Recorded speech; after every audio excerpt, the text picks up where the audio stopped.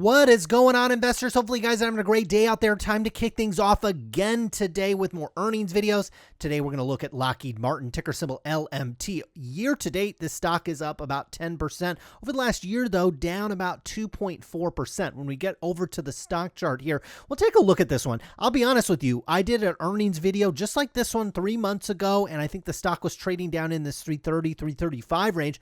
I ended up picking up some shares right at around 335, and looks like I did a pretty nice job picking a level there because look, this thing has ripped all the way up here to over $390 per share, although we're seeing the stock sell off today about 1.59%, trading at about $385 per share, although the broader market is down. Wouldn't necessarily put a lot of stock into that. So we'll talk about what levels here that I'm looking at. I only picked up a small amount of this one. I might want to buy more shares of this one, so we'll talk about that one here. Now, we'll take a look here in a minute at all the revenue, the sales, the profits, the earnings per share. We'll take a look at the balance sheet as well. Take a look at the different business units. We'll get a deep dive into Lockheed. I think first thing first is, why are you going to buy something like Lockheed Martin? Okay, this is a company that's been around a long time. They're generating tons of earnings per share, and they're paying out a fairly healthy dividend rate. Okay, they give you $10.40 per share, and that is right now equating to about a 2.65% yield. Now, I don't always just buy stocks for the yield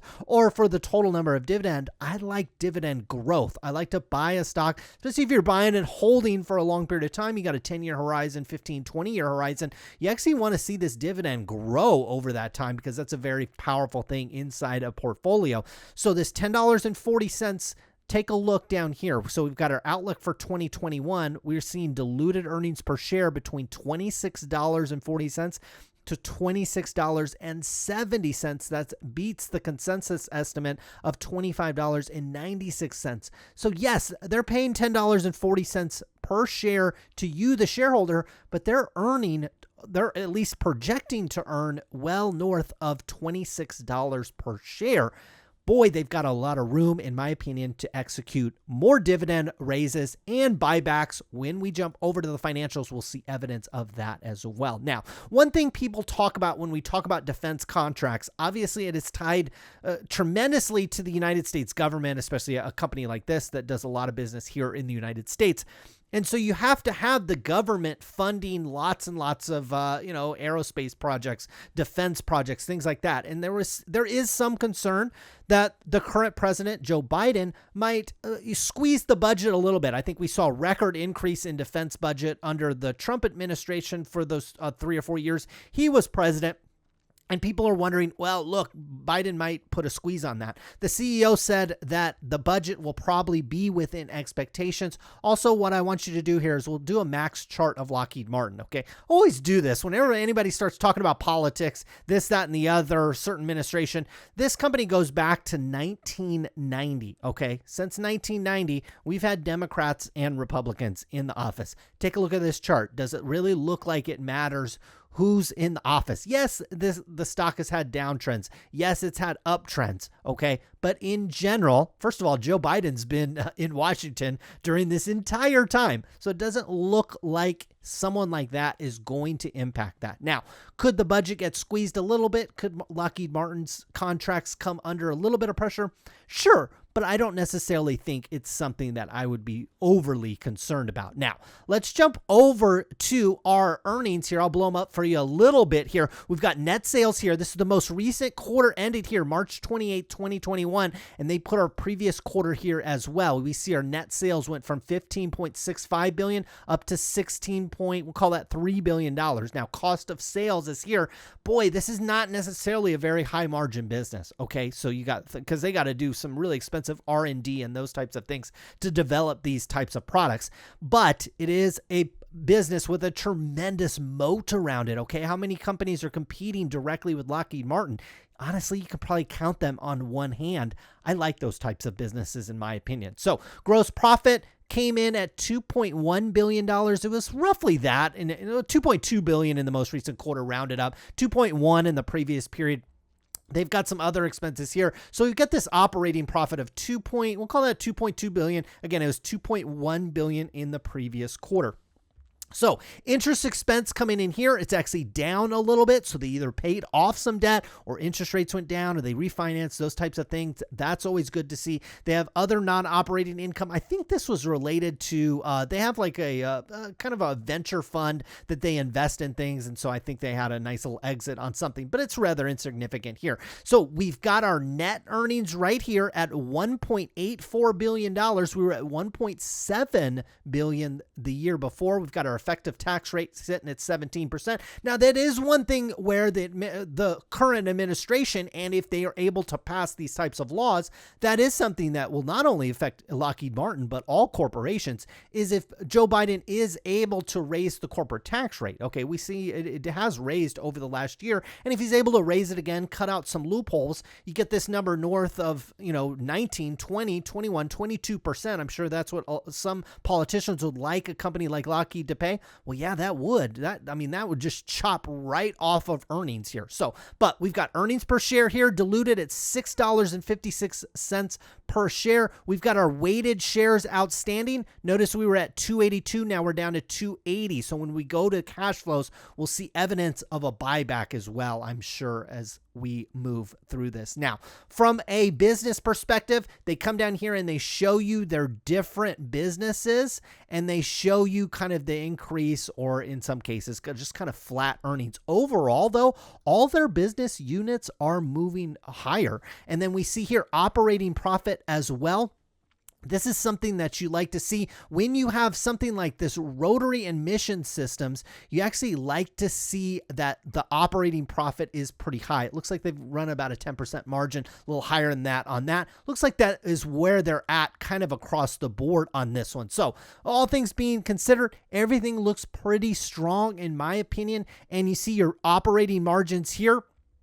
So you actually would like to see this missile and fire control is at a 14.4%, and we come up here and that grew 5%. So you actually like to see that. Would you like it to increase 10%, 15, 20%? Sure. Although, sometimes that might mean some bad stuff's going on in the world. So, you gotta give and take in these things, but we're focusing primarily from an investor perspective. So their highest margin business is this missile stuff.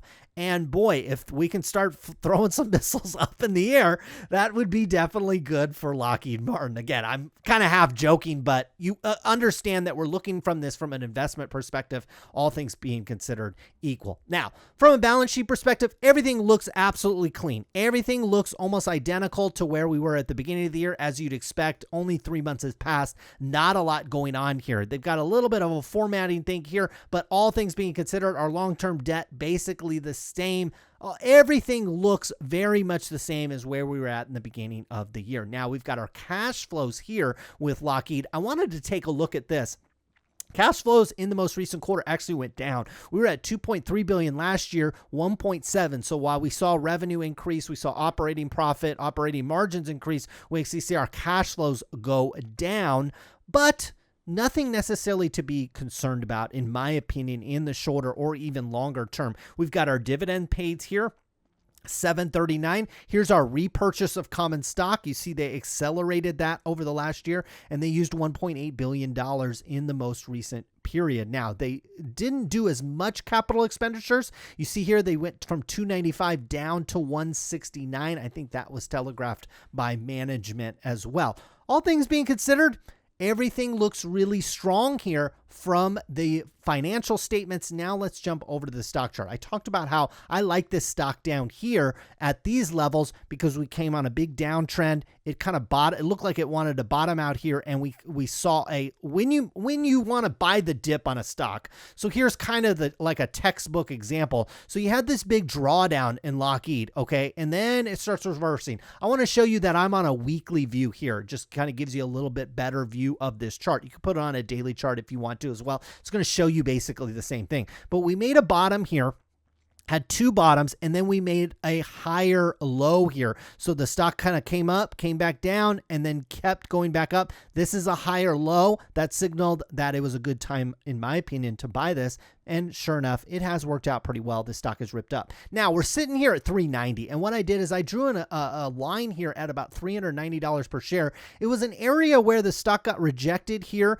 But once it broke $3.90, boy, it went from $3.90 up to $4.40, came all the way down to $2.65, came all the way back above. I mean, this thing has been on a yo-yo, but we see here $3.90 is a critical area because the last time this stock traded at this level, it chopped around there for like a few months actually, and then got rejected down to this 320 level. So I'm watching this 390 level actually very critically. Okay, can we bust up above it like we did back here? Yes, if we can bust up above this, I think 415, even 440 is definitely possible on this stock. That is like $40, $50, $60 in upside that you might see in this stock if it can keep this momentum going. Now, if it gets rejected here at 390, look, a logical spot for it to come back down is 370. Would I love getting in there and buying at 370? Not necessarily.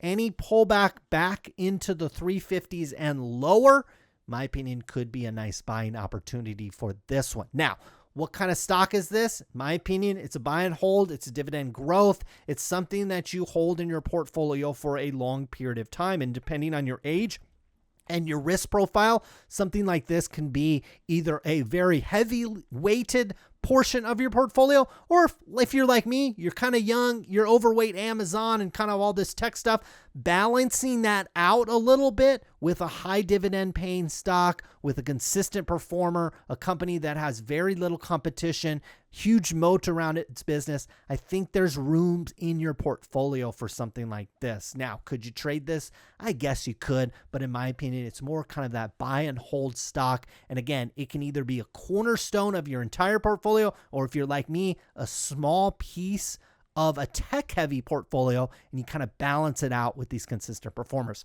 So hopefully you guys enjoyed this video. We'll be back with more again soon. Good luck with your investments.